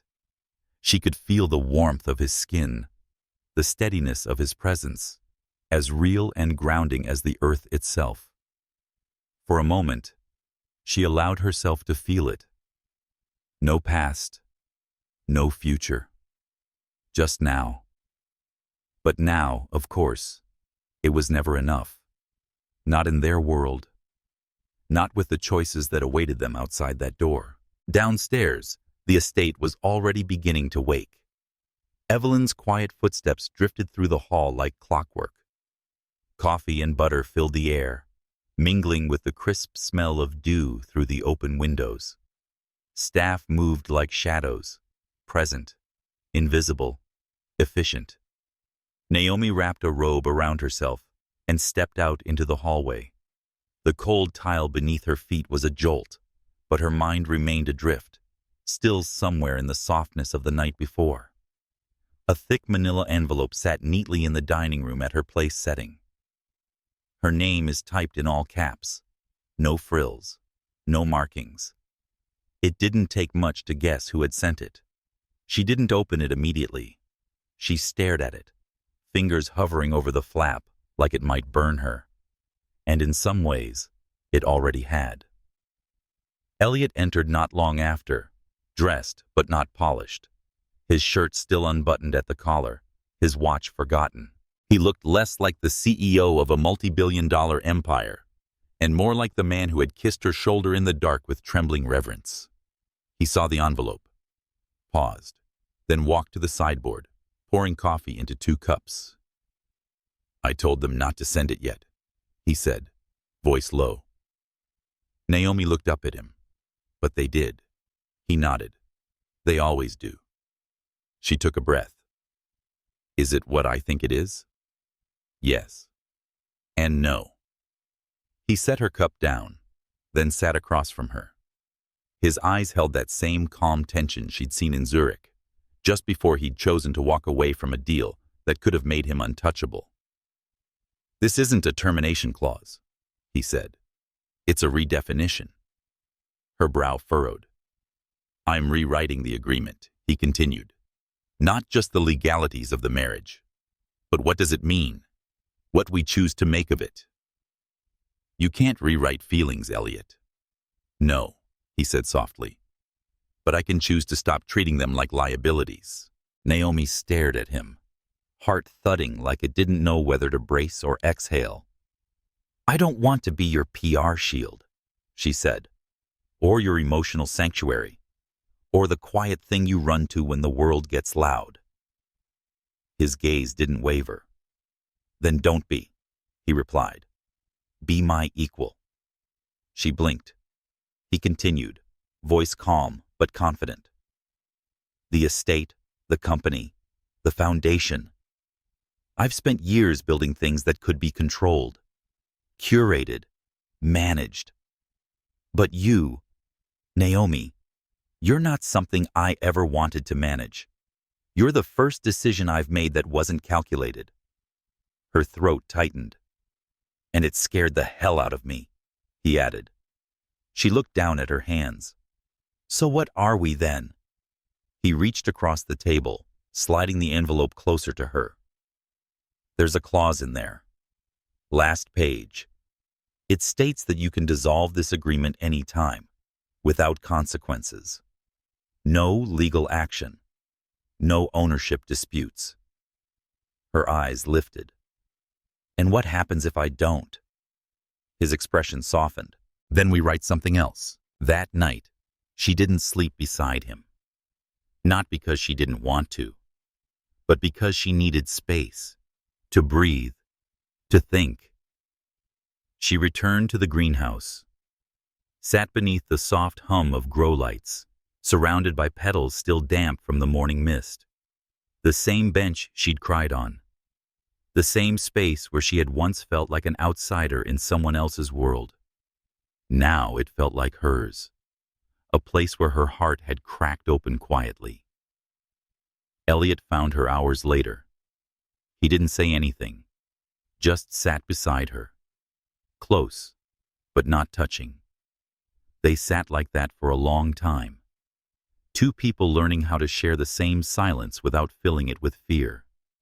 Then, softly, she said, "You know what the worst part was?" He didn't respond. She went on. Not the press, not the questions, not the arrangement. She turned to face him. "It was realizing I wanted more, and thinking you never would." Elliot looked at her, something breaking gently in his eyes. "I was always afraid," he said, "that love would make me weak." "Does it?" "No," he whispered. "It makes me honest." She reached for his hand. He took it. No contracts, no signatures, just skin to skin, pulse to pulse. And that was the beginning of the absolute vow. Quiet, unseen, but binding. Months later, at a quiet courthouse with no cameras, Naomi wore a soft cream dress. Elliot stood beside her, not with a team of lawyers, but with one hand resting on her lower back, anchoring her to him with every breath. There was no elaborate ceremony, no grand declarations, just a single line spoken into the echo of an empty room. "I choose you, not for strategy, not for optics, but forever." Naomi looked at him and smiled, because somehow, against all odds, they had rewritten the story. Not with ink, but with touch, with trust, with the silence that no longer hurts. And when they walked out together into the late afternoon light, hand in hand, it wasn't the world that had changed. It was them. It didn't end in fireworks. There was no viral headline, dramatic kiss in the pouring rain, or grand orchestral swell. Instead, it ended quietly, or perhaps more truthfully, it began again, quietly, with early mornings in soft cotton sheets, the kind that smell faintly of rosemary and skin. With coffee mugs left half-finished on the kitchen counter because she liked it lukewarm. He always forgot with the rustle of newspaper pages on Sunday mornings, and her laughter echoing through the halls of a house that used to feel too big. Naomi never asked Elliot to change, but he did, in small ways, subtle, significant ways. He learned to knock instead of assuming. He truly listened, not to formulate a reply, but to understand. And when she spoke of her dreams, not the ones shaped by necessity, but those born of childhood wonder, he didn't just nod. He built them with her. She opened a center downtown, a sanctuary for young women who had been told their worth was transactional, their value conditional. Elliot offered to fund it in full. She refused. So he quietly became its first anonymous donor and designed the space's library himself. There were still whispers in the media. They called her the unlikely wife, speculated that she was a symbol of rebranding or a calculated long play. But none of that mattered. Not anymore. Because in the quiet corners of their world, beyond the reach of headlines and boardroom gossip, they had created something no one could falsify. A life. Not perfect, but honest, full, and most of all, chosen. On their first anniversary, not of their contract, but of that silent, absolute vow, Elliot brought her back to the greenhouse. The same bench, the same soft light. But this time, it was filled with sunflowers. Dozens of them, tall and unapologetic in their beauty. their golden heads bowed gently in reverence, as if remembering every version of her who had once sat there, unsure if she belonged. "You once told me," he said, almost a whisper, "that you didn't want to be a storm I passed through. You wanted to be the ground I built on." He reached into his coat pocket. This time, it wasn't a bracelet. It was a small velvet box. Inside, not a diamond, but a band of interwoven gold and onyx, light and dark, strength and shadow. A ring shaped like a balance. "I didn't propose to you the first time," he said, "because I didn't know how to be yours." She blinked, tears soft at the edge of her lashes. "And now?" she asked. He smiled, slow and sure. "Now I want to be the man who chooses you every morning with no clause, no contingency. Just you." She didn't cry. She'd done that already. Instead, she took his hand, slid the ring onto his finger, and whispered, "Then let's build the rest of it. Together." The estate changed with them. Less marble, more light, fewer antiques, more music. Sometimes, Naomi would catch Elliot dancing with their dog in the kitchen, a record playing offbeat and glorious in the background. Sometimes, he'd find her writing by the fire, glasses perched low on her nose, fingers stained with ink, lost in the world she was making with words. And on quiet nights, when the city lights glowed faint through the trees and the house settled into its bones, they would lie tangled beneath the covers, limbs lazy, hearts steady. No longer strangers, no longer a contract, but a home. In a world that measured success in titles and shares, their most significant victory was never the merger of wealth, power, or reputation. It was this: two people, scarred and stubborn, finding a rhythm, not in perfection, but in promise. In choosing to stay when leaving would have been easier. In learning that love doesn't need to roar to be real. Sometimes, it's just a hand in yours when the lights go out. Or a voice saying, "I'm here long after the world stops watching." And if you've followed Naomi and Elliot this far, if you've walked through every silence, every argument, every kiss, every fear, then maybe you, too, believe that the most remarkable love stories are the ones that begin not in fireworks, but in forgiveness, not in grand beginnings, but in quiet, relentless choosing, every day, over and over again.